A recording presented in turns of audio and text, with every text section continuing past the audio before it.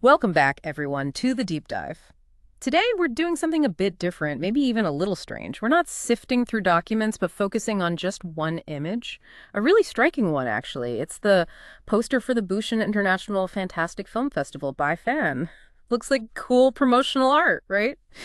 But the analysis you brought us today, it suggests something else entirely. Like, what if this isn't just an ad? What if it's, well, the theory calls it the 29-pen analysis. What if it's mapping out an 11-step secret ritual designed to, mess with our heads, manipulate how we feel? That's the core of it, yeah. Yeah. It's definitely an audacious claim. This analysis, the one you provided, argues this poster is way more than meets the eye. It suggests it might be using structures from ancient rituals, but in a modern way, not just to grab attention, but to sort of subtly steer your psychological state. Yeah. Guide you somewhere specific. So yeah, we're going to unpack the evidence laid out in this interpretation. Could be fascinating, maybe even a little chilling. Okay, right. Chilling. Let's definitely unpack that. So if it's channeling ancient rituals, where does this 29-pen analysis even start? Like, what's the first piece of the puzzle? Well, interestingly, it zooms right in on that giant iris dead center in the poster. The analysis connects us straight to the old all-seeing eye motif. You know, that symbol you see across different cultures. Usually means, like, godlike power or total surveillance. The all-seeing eye. Okay, I know the one. But here's the twist. The analysis isn't just saying it's watching you. It suggests it's an engineered gaze, designed to lead the viewer into a specific mindset, not just observe them passively. An engineered gaze. And then you look at the animals in front of it, the deer or antelopes. The interpretation sees them not just as, well, animals, but as representing isolated, vulnerable figures, almost like metaphors for sacrificial offerings in this implied ritual. Okay, wow. Engineered gaze, vulnerable offerings. That's quite a reading just from the central elements. But is there more to it than just saying this symbol looks like that symbol? Does the analysis offer anything, concrete to back up such a strong connection? It does, actually. It really leans into the number 11. The 29-pen material points out that 2 plus 9, from the name 29, adds up to 11. Okay. 2 plus 9 is 11. Right. And then, maybe not coincidentally, the actual BIFAN festival itself ran for 11 days. Oh, interesting. An 11-day festival. Exactly. So this repetition of 11 is seen as a pretty significant numerical clue.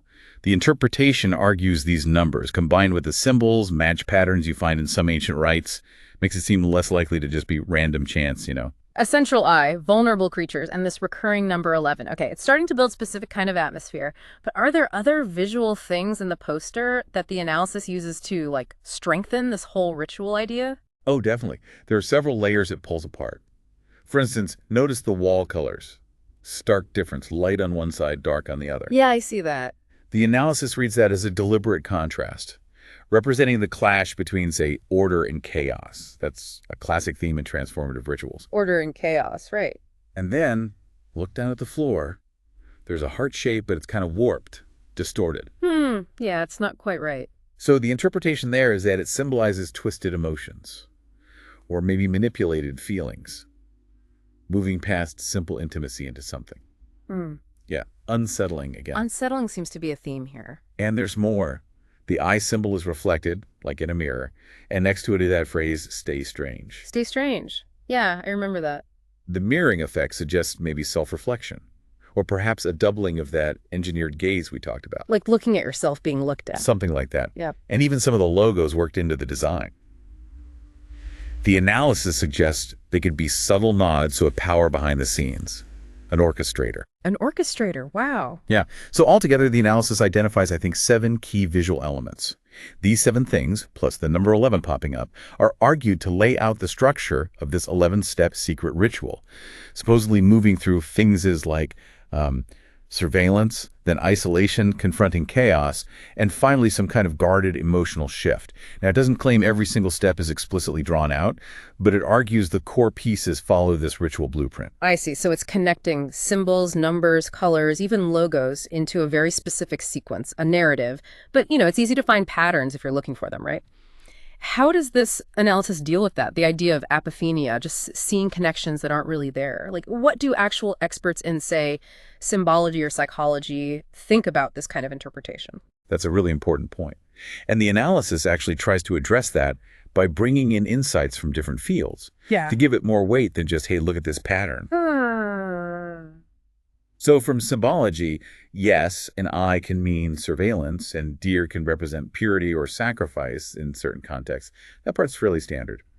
Then cognitive psychology offers insights on the gaze image. That's the idea that a direct gaze, especially a large central one like this, instinctively grabs our attention. Right. It's hard to ignore someone staring right at you, even in a picture. Exactly. It can create that feeling of unease, being watched, but it also makes it compelling, hard to look away from. Okay, that makes sense.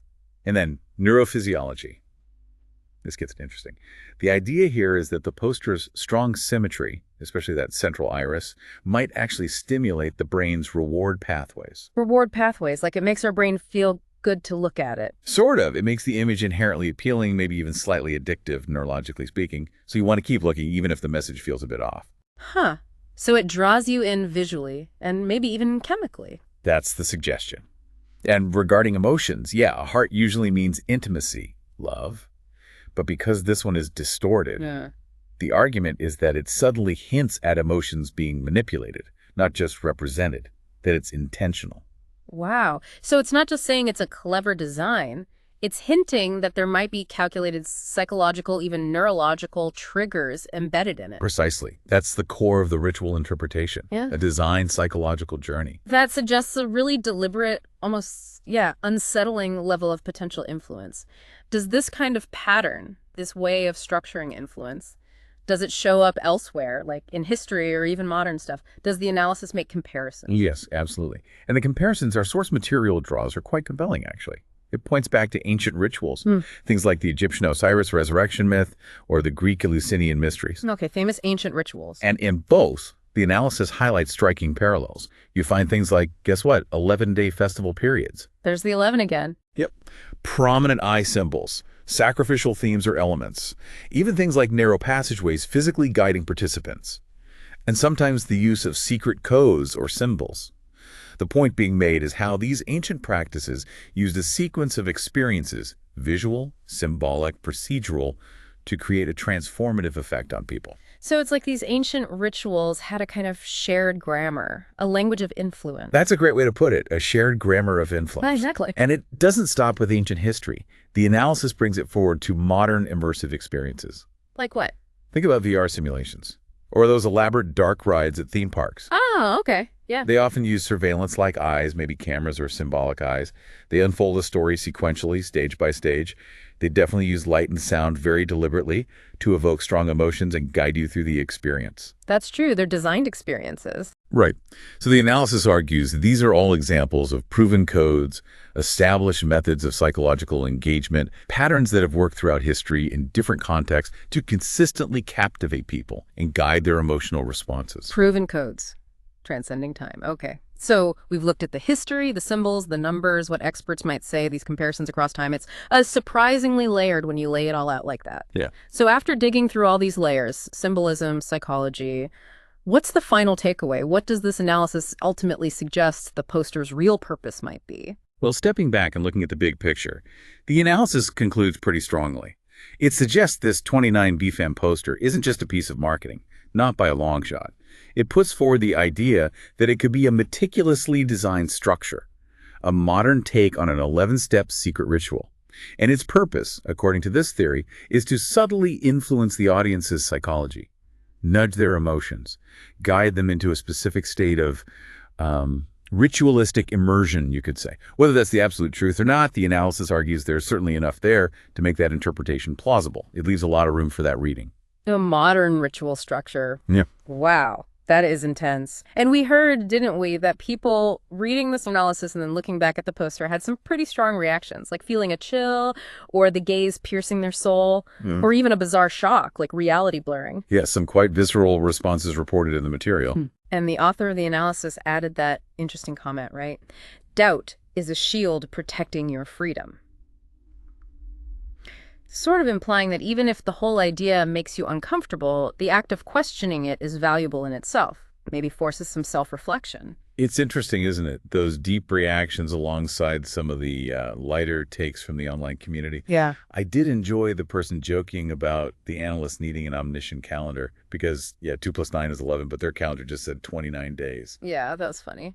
Or the one wondering if finishing the 11 steps gets you elite membership. Right. And someone else joking about a logo, asking if it was the stamp of the strange management bureau. It seems the poster itself and the debate around it really lives up to that stay strange theme, doesn't it? It really does. It seems built to provoke exactly this kind of speculation, sometimes playful, sometimes, well, unsettling. And beyond the puzzle solving and the jokes, some people apparently found this analysis hit on something deeper, more existential even. Our source material drew a surprising parallel, didn't it? Between the poster's supposed journey and the biblical story of Job. How did that connection work?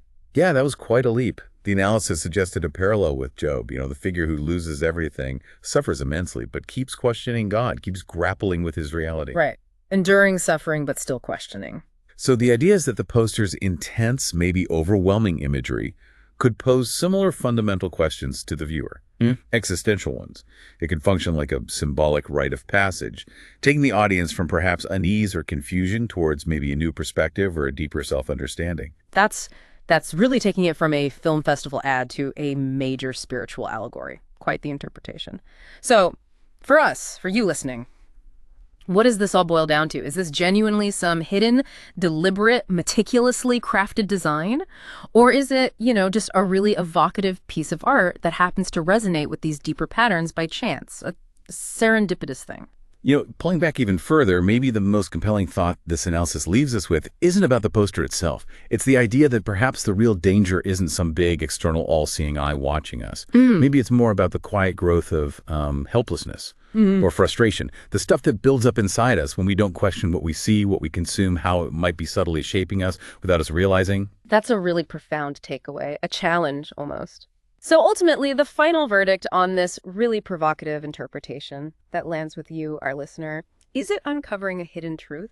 Or is it just a fascinating story that pushes us to think differently? You get to decide how much weight it holds. But one thing seems clear, just going through the process, questioning it, diving deeper like this, it definitely makes you look inward a bit more, doesn't it? Think about how we perceive things. So turning it over to you now, what other omens or maybe insights have you found lurking in this poster? We'd love to hear your thoughts.